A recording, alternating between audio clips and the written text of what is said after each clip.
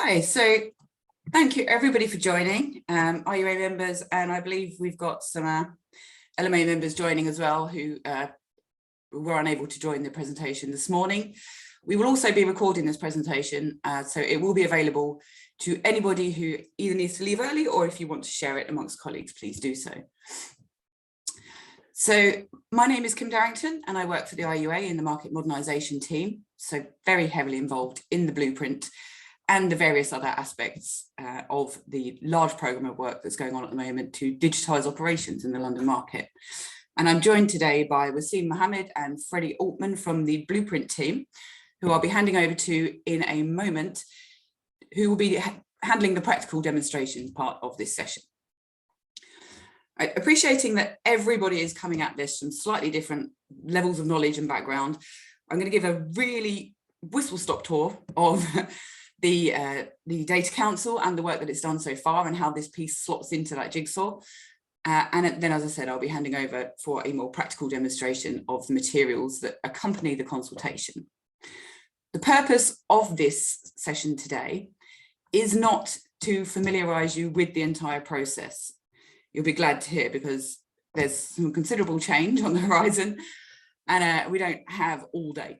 But what we really need you to get out of this session is an understanding of how to understand the consultation materials, how to access them, what the deadlines around submission of your consultation are, and how to work with all of these things in order to give the best response for your organisation.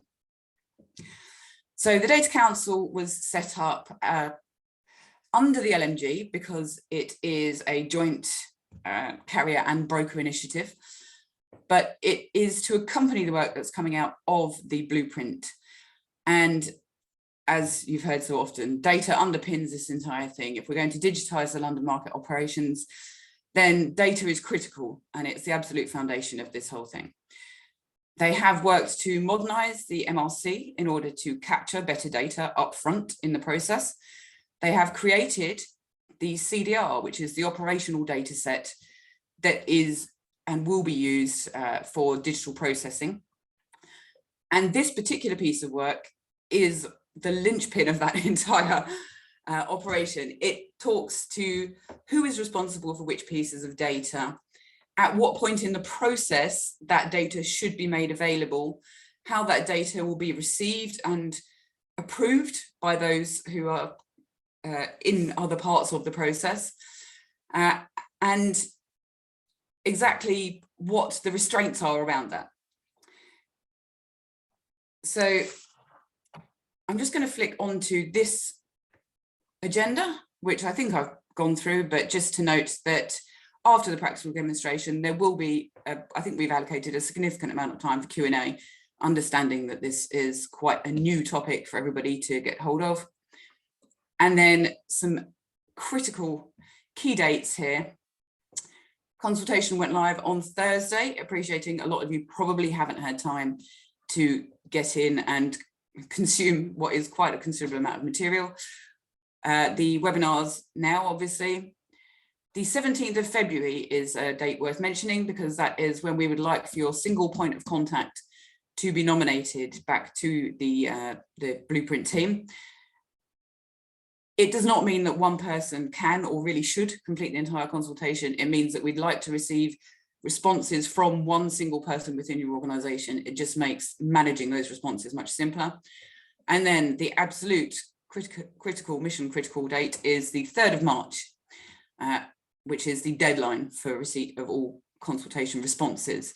And then subsequently, there will be obviously the consultation analysis of feedback, and then provision of information back to the market after that.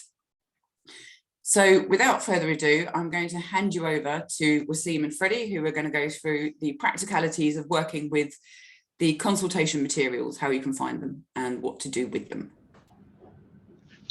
Thank you, Kim. Good afternoon, everyone, and thank you for coming. I also would like to start by thanking the PRR members for their input and support through this process. If you have any questions around this section, can I please ask you to provide those questions in the Q&A section? Can we move on to the next slide, please?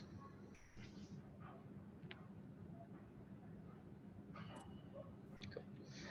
I just wanted to start by recapping the consultation actions. So what you can see here is what we expect from you, or the single point of contact for your organisation to do. By being here, you've already done the first action.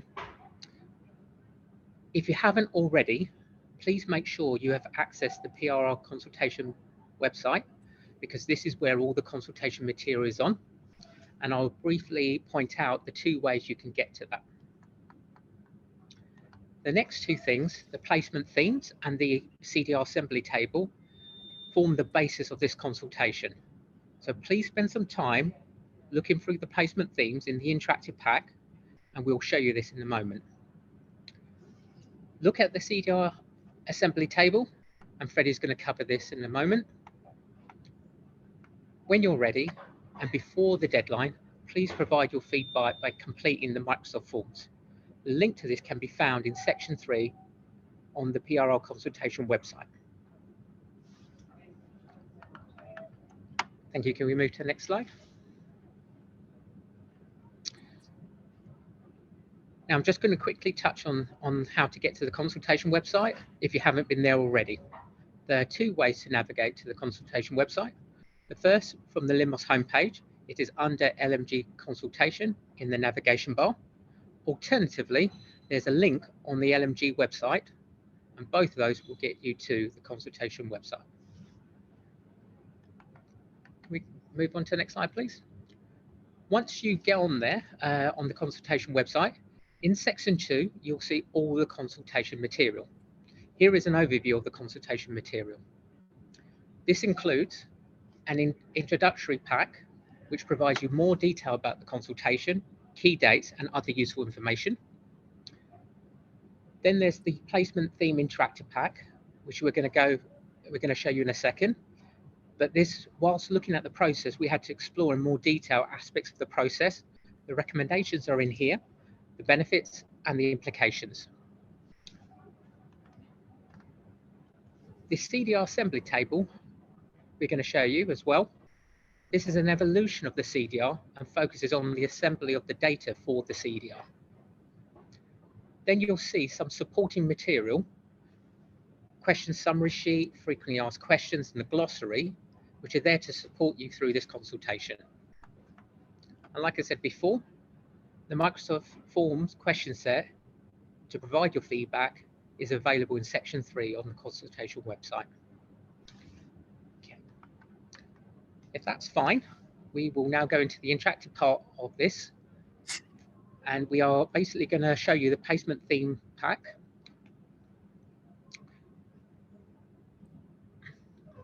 Can we bring that up, Freddie?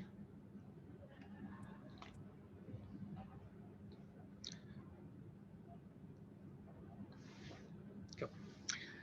When you click on the link, placement theme interactive pack will open. It should open in presentation mode. I'm going to skip over the intro and the summary and focus on the interactive elements.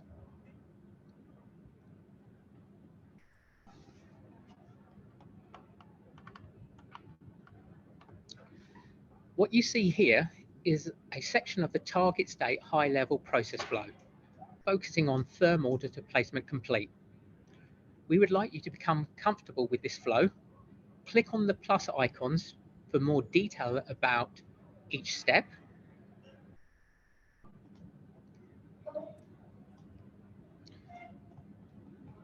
Once you are happy with this, then if you look to your left, you'll see the 6 placement themes. These relate to a part of the process. The first one relates to this section of the process. Clicking on the torch icon, you can then read the details of the placement theme, as well as the recommendation.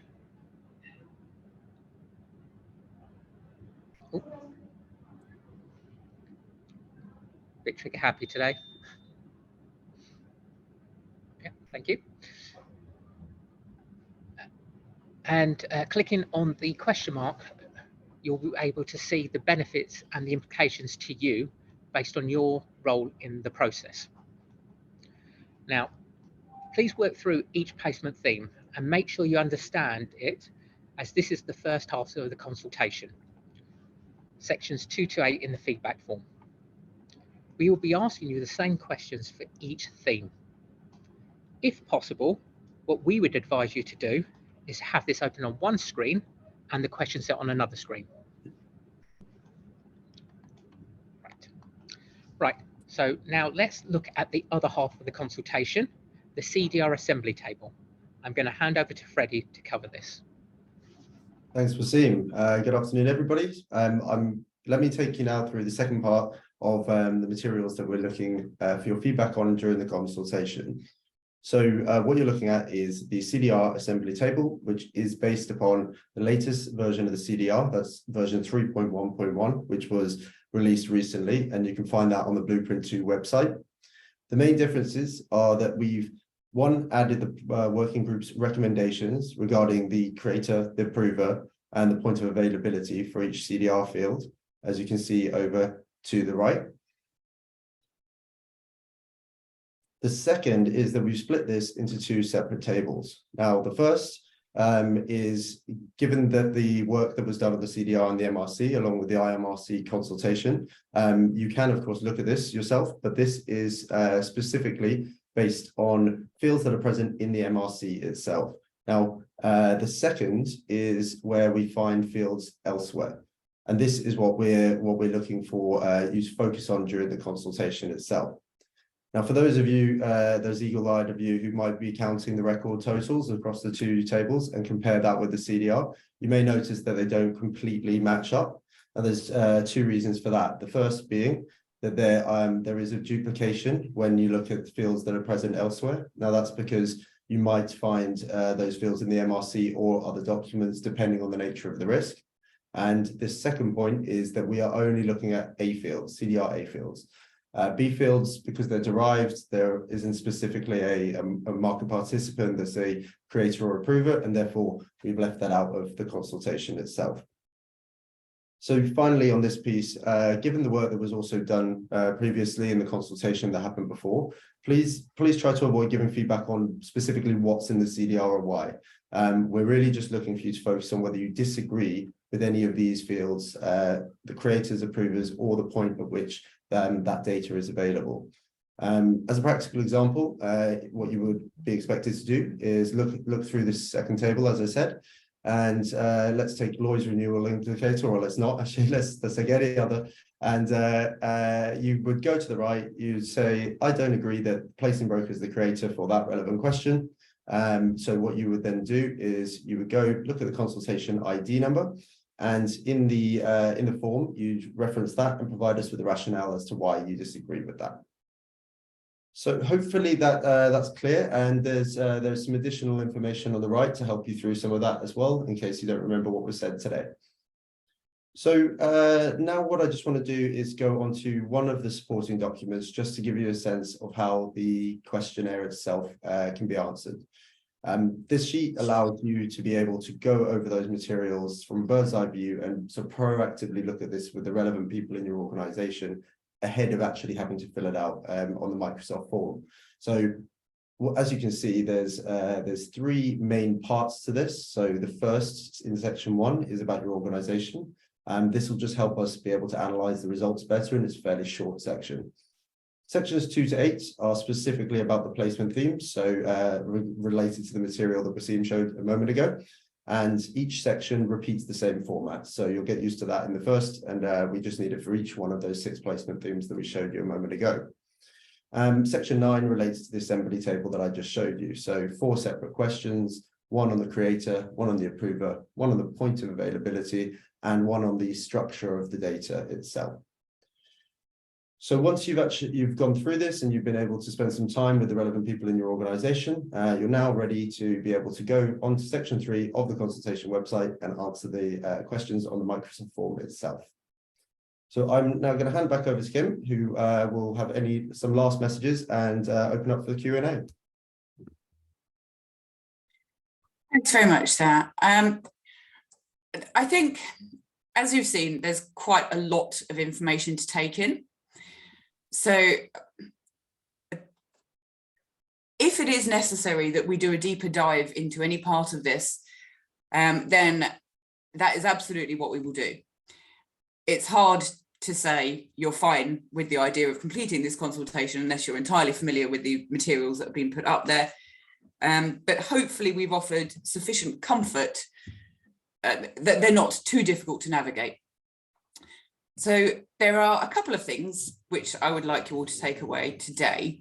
The first is an understanding of where to find the materials, what the key dates are for nominating your single point of contact, and the conclusion of the consultation, which are up on the screen now. And then the last is that the IUA is here to support its members, and what you will notice when you're going through this consultation is that there is a considerable change proposed to the way we work today.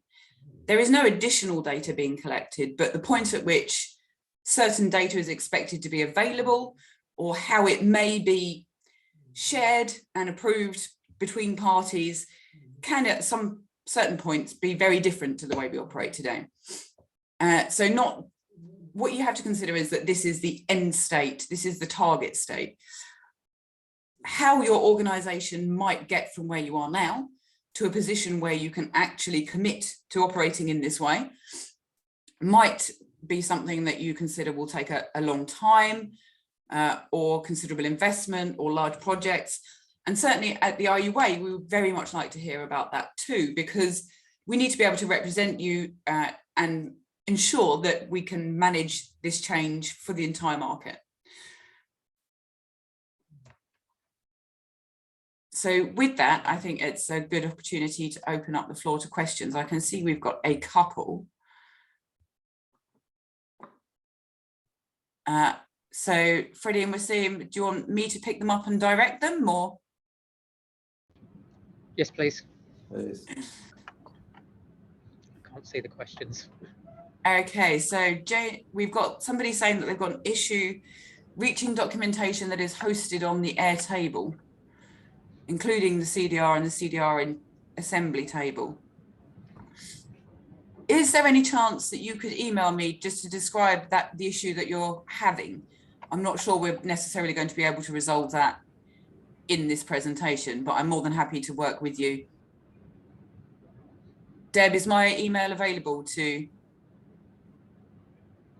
participants or joiners of this call? Kim, you're more than welcome to put your email into the chat function so everybody can see it if you're happy to do that. Yeah, absolutely. Let me. Kim, just at the last point on the key messages, if people are struggling, there is the PRR mailbox, so you're welcome to email us directly and we can pick it up as well. Okay, brilliant. And then we've got another question. I will put my email up in just one moment, apologies, but I'll just read this question out first. It says, how long are you allowing in our planning to incorporate feedback? Just thinking about how long it took to turn around the CDR V3. It is anticipated that receipt and ordering of the feedback will take through till April, is that correct? Freddie and Wasim? So we are looking for feedback by the 2nd of March. Obviously, we're focusing on those two elements. But the actual turning around, Analysis, reading, yeah. Right. comprehending. Yeah, so the analysis period is up. The initial analysis, I believe we said, was sort of up till from Easter onwards. There is a period where we may need to come back to different participants depending on their answers, so a little bit of a two-way dialogue. But we are looking to sort of publish around early May, so that does give us a substantial time to be able to sort of square everything off.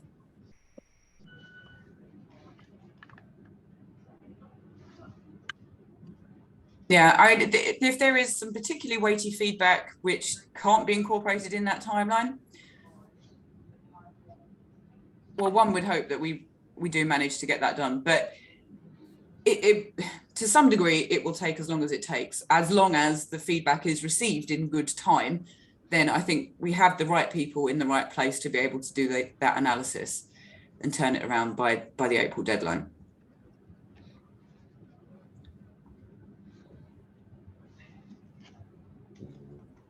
Okay, I've got somebody asking, does the Microsoft form need to be completed in one visit, or can you save progress and revisit?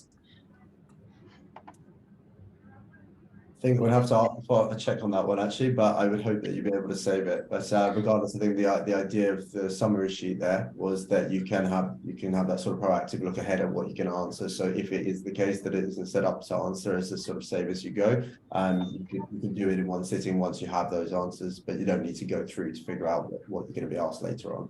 If that makes sense. Okay, yeah, again, sorry, again, if we can follow up on this one and we'll find out. Yeah, I think that's a good idea if we do that. So we will provide advices to attendees on that. And then we have a comment. I've heard that brokers may find it hard to provide the data at the point in time required. So to summarize, a lot of the data is now required earlier in the process than was previously the case or is currently the case.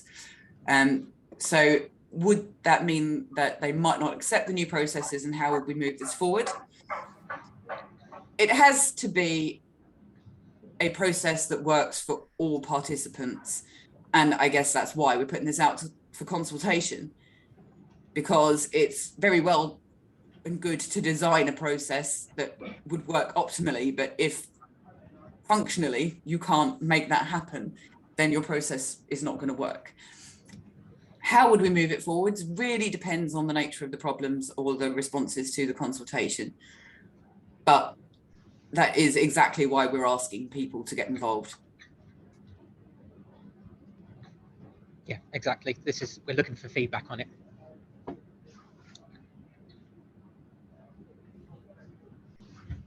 Do we have any more questions?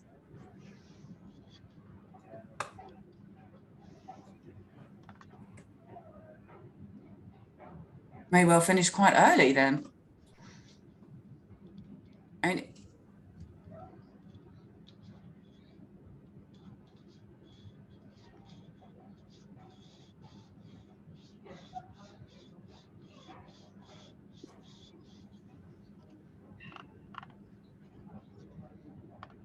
I'm not going to force people to ask questions if they don't want to.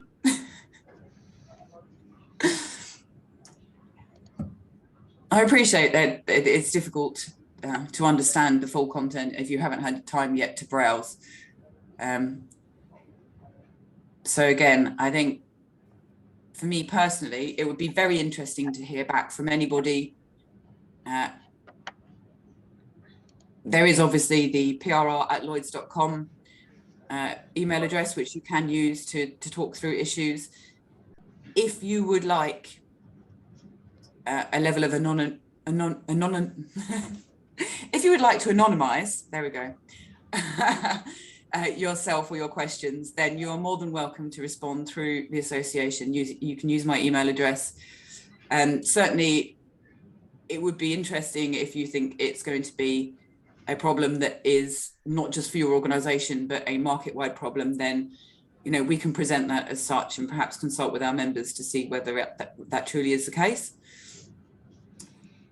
The point being, really, please don't ever be shy in coming forwards. Oh, excellent. We've got some more questions. Okay, so reference is being made to all participants, and from a brief view, there is reference to bracket insurance. How much is likely to be relevant in the consultation process? That's a good question. Reinsurance is not in scope for the original, so for the currently released materials. There will definitely need to be some change in order to accommodate that. So I think we have said what we've asked for is a segmentation at the beginning of the session of the consultation materials, which will talk to the type of organisation that you are, so that we are able to understand whether the responses given are more likely to impact reinsurance or direct business. And we are very aware that there is further consideration needed in order to tailor this to a reinsurance specific process. I guess having rambled, the short version of my response would be, if you don't find this relevant, or if you don't consider that it's worth responding to the consultation because you're responding from a reinsurance perspective, then please know that there will be further work done in order to tailor the process to reinsurance, and that would give you the opportunity to do so then.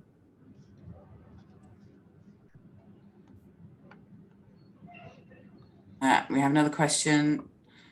Can we see on the pack where creator, agree and point in time have changed? So what did it used to be? I don't think that's made specific, is it? No, no, we're just in the placement theme interactive pack. We're just looking at the target state. Unfortunately, we haven't got the compare and contrast of that material itself.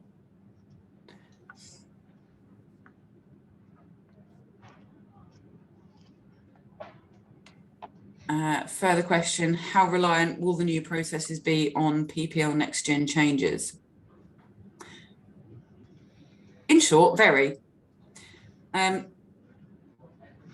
More specifically, the new processes are very reliant on trading platforms of all varieties. It just so happens at this point in time, PPL happens to be the most widely used trading platform in the market. But there is considerable responsibility for the trading platform where used, because there is also in scope the idea of peer-to-peer trading, but where a trading platform of any variety is used, there is considerable responsibility on that trading platform to pass data through from the MRC to the gateway into the central digital services. And Kim, can I just add, we are actually going to be doing a session with the vendors, PPL included, where we're going to walk them through these same themes and the assembly process with them, so that they can get an understanding of how it impacts them as well. But the main focus of the consultation with you guys is around carriers and brokers. Yeah, absolutely. So the intention is that systems providers, providing that market participants, brokers and carriers, consider this the correct end state and are able to support it, that system providers should want to support their customers. So that's why it's been approached in this way. That's right, and I suppose my last point on that is that PPL obviously are involved in the working group itself. So okay, I've got another question. Is there an expectation for brokers to retrospectively provide the full range of CDR data for historical cases? No. The way that the digital services will work is that anything submitted via a digital channel or in the new world will obviously create the CDR as proposed. There will be transition services which reach back into the old infrastructure in order to create a service out of what is not truly digital. How that works in practice has not been fully ironed out, but that is the way that we expect to progress this. So no, there will be no retrospective requirement for brokers to go through probably 100 million years worth of data in order to bring this all in line. Do you have anything to add, Freddie, Wasim? I'd agree. Yeah, that's going to be worked through. Absolutely, there'll be transition services. They are starting to look into that now. Okay, and we have a comment here. It says the placement themes are the same for reinsurance as they are for direct and FAC. So it would be a good idea if reinsurance organisations still participate now. The data content will be slightly different though. I think that is true. Well, I mean, apologies. That is definitely true. there may be some scenarios, depending on the book of business, that a large reinsurance organization writes, for instance, or other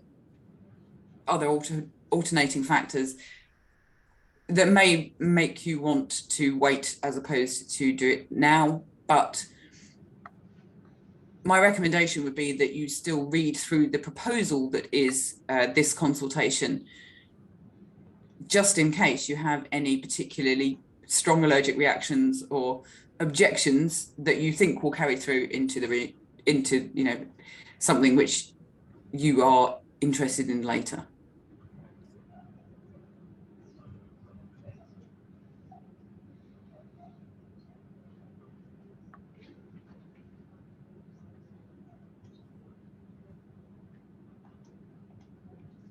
Oh. Okay. Why do some questions suggest that the Lloyd's lead only will be responsible? Others say Lloyd's lead or bureau company. Is it that the first option does not apply to company market? I'm going to get Freddie and Wasim to respond on this one because they will be much more articulate about it than me. Yes, I'm trying to determine if we mean if we're talking through the Airtable itself. So, for example, on those roles, the creator and approver roles. So on that, if that is what's being asked, that is the case. Is that we're expecting data to be sort of created, or the approver role is quite specific in that instance. But yeah, I mean, there are some. Oh, sorry. No, sorry, I was just saying maybe whether it's in the question set itself. I don't know. Maybe if we can get a follow up on that, we can be more specific. There are definitely some data items being collected into the CDR which are not relevant to the company markets. Risk codes, fill codes, certain Lloyd's legal and reg data, which our members would have no position caring about one way or the other, to be honest, but certainly not to be approving. So I think that's probably what that means.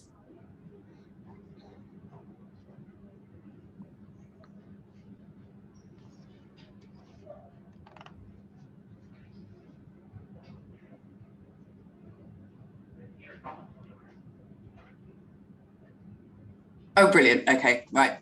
Just confirmation there that is what the question was driving at.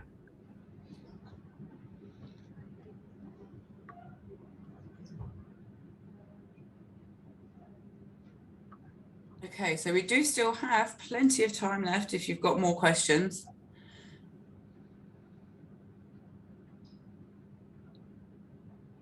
Of course, it is kind of lunchtime, so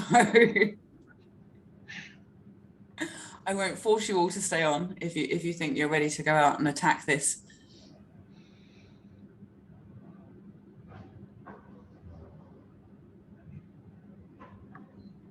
All right. I guess Freddie, Wasim, do you have any closing comments? I do have one more that's just popped up. Oh, excellent. Okay. All right. Where the carrier is to be the creator, how is the information intended to be sent? PPL or is email okay? The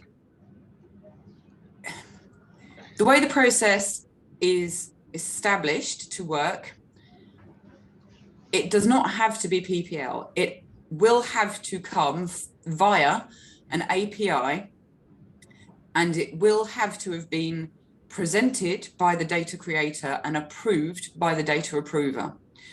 Now, providing those things can be evidenced correctly, it is not restrictive as to what the source of that data is. But I think one thing to note, I may be misreading this question, but each individual data item isn't sent one piece by one piece. It is expected that, for instance, creation of an MRC, so a bound MRC, would be a trigger point to send a data packet.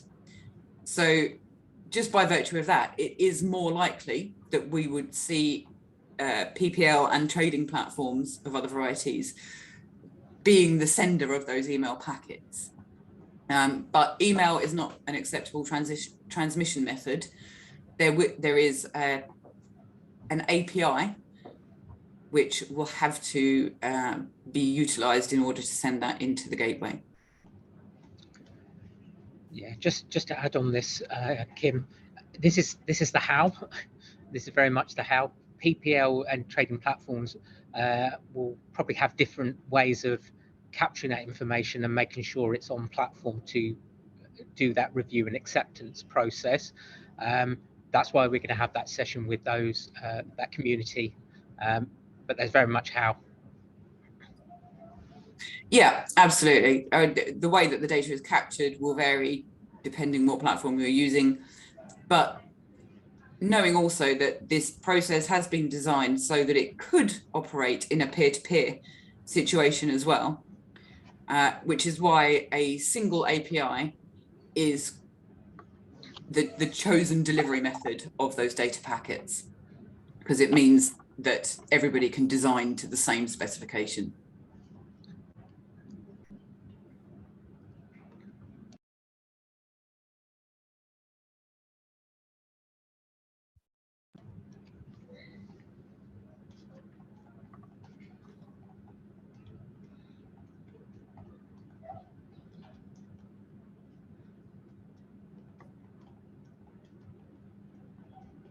Okay, we've had some good questions anyway. Got another? Is the session with the data carriers open to underwriters to attend? By data carriers, I'm assuming here, and please correct me if I'm wrong, that you mean the systems operators? And I don't think it was intended to open that session up to underwriters. Really, because certainly at this early stage, they're not talking, they're going to be talking about APIs and management of APIs, and in a quite technical context. They will need to consult with their end users, which you are correct, is underwriters and brokers, in order to work out how they do the front end part, which is to capture the data. And that is something that they will definitely need to engage in, but that would not be the topic of discussion in that session. It would be much more around the back end part, what they need to be sending at what time, and how the exceptions processing, etc., for the pure data element and the systems element will work. Correct, Kim. That's exactly. It's going to be very much technically focused. But obviously, I would absolutely expect that all systems providers will consult with their customers to understand how that front end piece will work.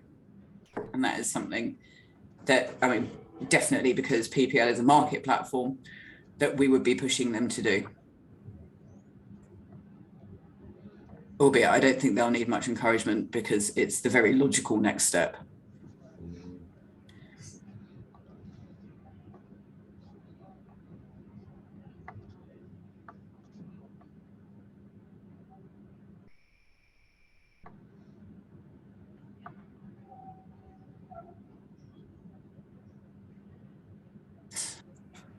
Okay, so I have a question for clarity on exactly what point the CDR is actually created.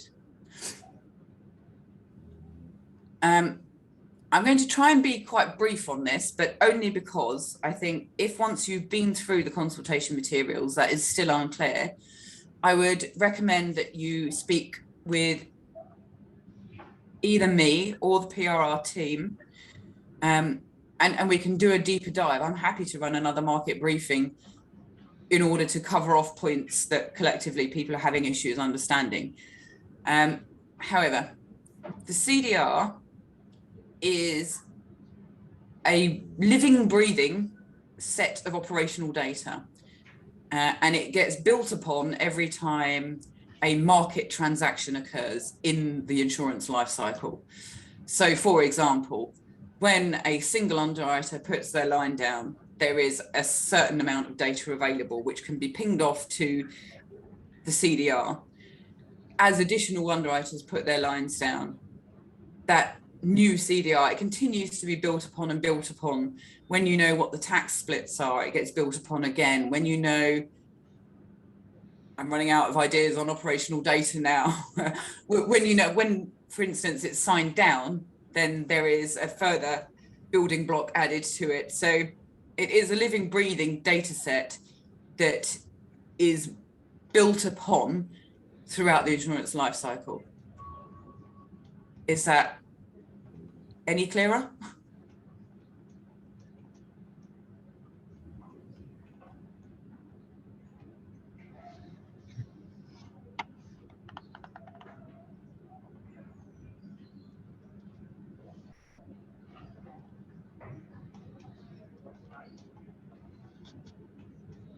Brilliant. Obviously made more sense than it sounded as though I did in my own head.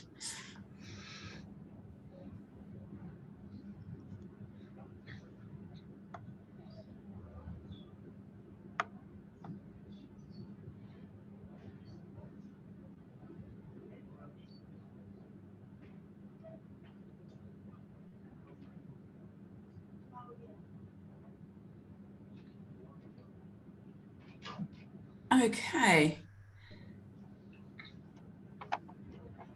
Right, Freddie, Wasim, do you have any closing comments? And then I'll just keep an eye on the questions to see if any more come in.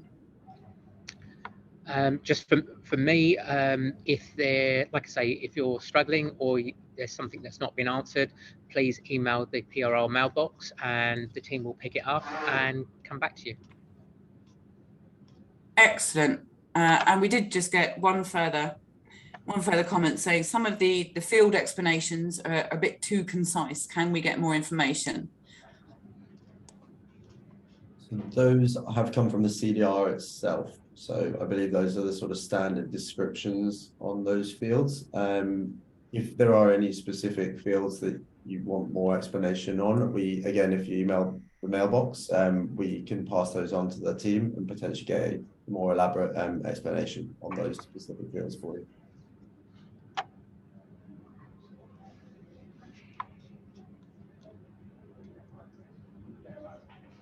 Right, so I'm talking slowly just to make sure that everybody has the opportunity to put a question up if they need to. I don't want to close the session early if people are still thinking that there are things they need to know.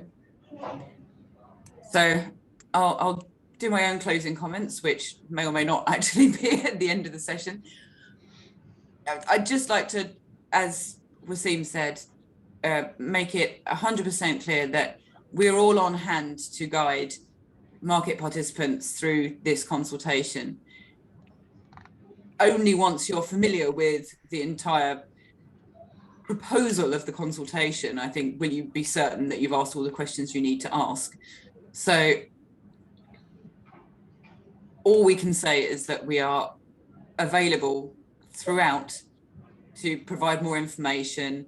And if necessary, I'm putting words in Freddie and Wasim's mouth right now, but I'm sure they would be happy to come back and do a further briefing if there is the requirement for a deep dive on any of these subjects. Absolutely. Okay, well, I don't think we're getting any more questions. I'm saying that really slowly, just in case.